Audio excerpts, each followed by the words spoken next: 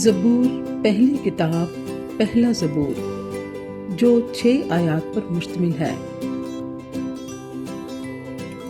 मुबारक है वो आदमी जो शरीरों की सलाह पर नहीं चलता और खताकारों की राह में खड़ा नहीं होता और ठट्ठाबाजों की मजलिस में नहीं बैठता, बल्कि खुदावंद की शरीयत में उसकी खुशनुदी है और उसी की शरीयत पर दिन रात उसका ध्यान रहता है।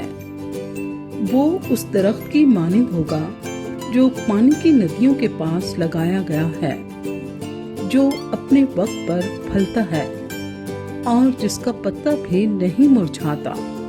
सो जो कुछ वो करे बारबर होगा। शरीर ऐसे नहीं, बल्कि वो भूसे की मानिंद हैं जिसे हवा उड़ा ले जाती है।